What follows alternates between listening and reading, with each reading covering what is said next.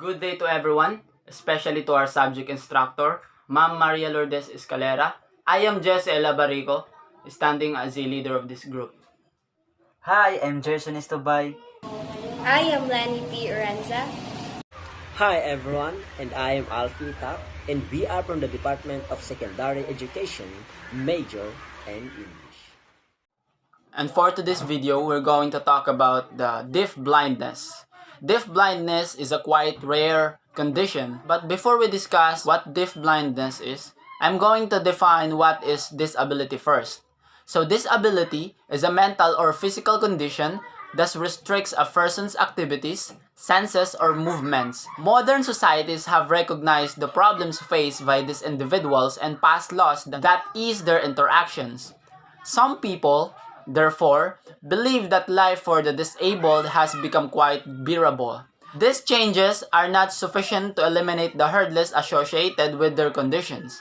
The life of a person with a disability today is just as difficult as it was in the past because of the stigma in social relations as well as economic, mobility, and motivational issues associated with such a condition. Let's go to the main topic, which is the deaf-blindness. But first, let me define to you what is deafness and blindness.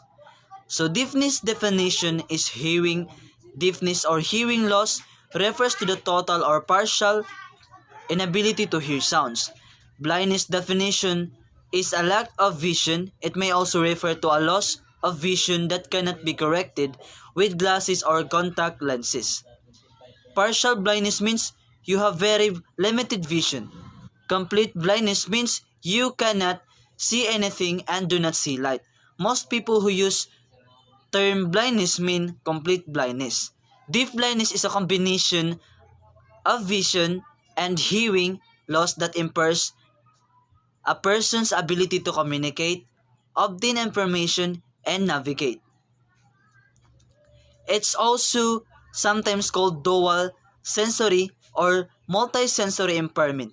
A deaf-blind individually isn't always completely deaf and blind, but both senses are impaired enough to pose substantial problems in daily living. These issues can arise even if the hearing and vision losses are minor because the senses are act together and the loss of one compensates for the loss of the other. Deaf-blindness is a rare condition in which an individual has combined hearing and vision loss, thus limiting access to both auditory and visual information. Sign of hearing problems. Hearing loss can occur from birth or may develop gradually or suddenly later on.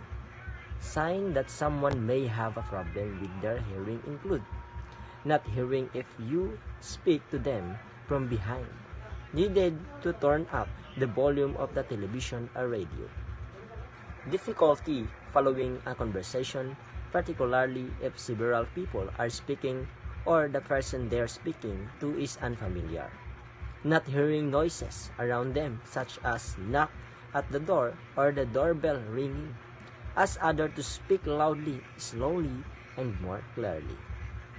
Leaning in very close to hear what's being said if someone already has for hearing problem. For example, they wear a hearing aid or use sign language, keep an eye out for sight of vision problems that could develop. Sign of vision problem. Vision loss can also be present from birth or develop later on. Sign of someone may have a problem with their vision include problem seeing in low light or bright light, difficulty recognizing people they know, finding it hard to read special expressions, relying on touch to find and identify items more than usual, needing to hold books or newspapers close to their face or sitting near the television, difficulty moving around unfamiliar places. They may bump into or trip over things regularly, not looking directly at you or making proper eye contact. If a person already has a problem with their vision, for example, they wear glasses, use a cane to get around, or have a condition such as glaucoma, cataracts. Be alert for signs of hearing problems that could develop. What causes deaf-blindness? Deaf-blindness can be caused by a variety of factors. Although some babies are born deaf-blind, hearing and or vision loss often happens later in life. Causes of deaf-blindness include age-related hearing loss, genetic conditions such as Usher syndrome. Usher syndrome is an inherited genetic condition. The main symptoms are hearing loss and sight loss due to a condition called retinitis pigmentosa, and in some cases, balance difficulties. Cerebral palsy, a problem with the brain and nervous system that mainly affects movement and coordination. Cerebral palsy is the name for a group of lifelong conditions that affect movement and coordination. It's caused by a problem with the brain that develops before, during, or soon after birth. Eye problems associated with increasing age, such as cataracts. Cataracts are when the lens, a small transparent disc inside your eye, develops cloudy patches. Over time, these patches usually become bigger, causing blurry, messed vision, and eventually blindness. Learning and development usually take place as children engage with their surroundings using their eyes and hearing. These distance perceptions boost people's engagement with the world that exists beyond their physical bodies. Watching others, seeing objects and movements, and listening to voices and other sounds are all ways for children to learn. Deafness, on the other hand, has an impact on a child's attraction to and subsequent interest in and contact with the world depending on the severity of the condition. A deaf-blind child's environment is limited to what can be acquired through other senses, especially touch, as well as any available vision of hearing. This limited access leads to isolation, which has an impact on a child's development and learning if it's not addressed.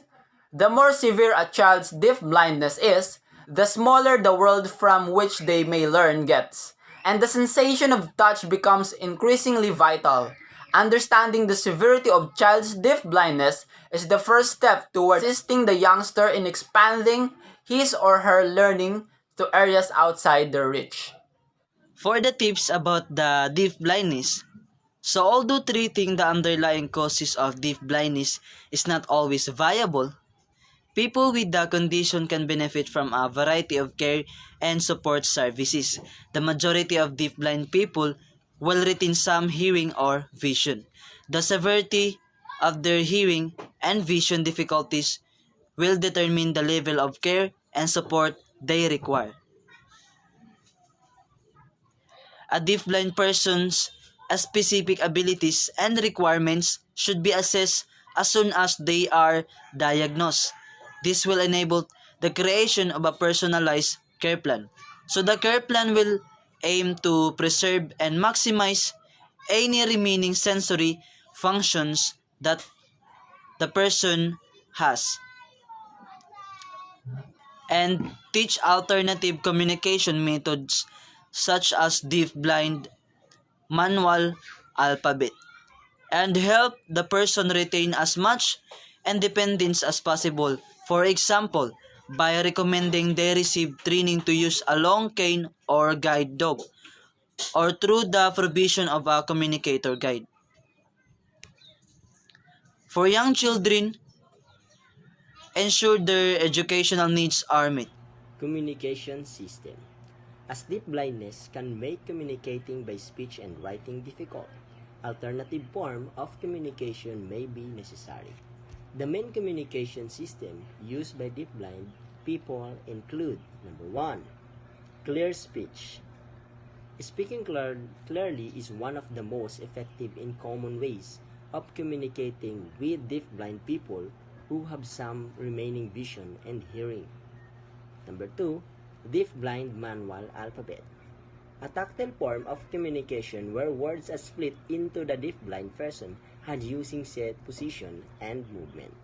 And number 3, black alphabet. A simple tactile form of communication where a word is split out in capital letters that are drawn into the deaf-blind person found.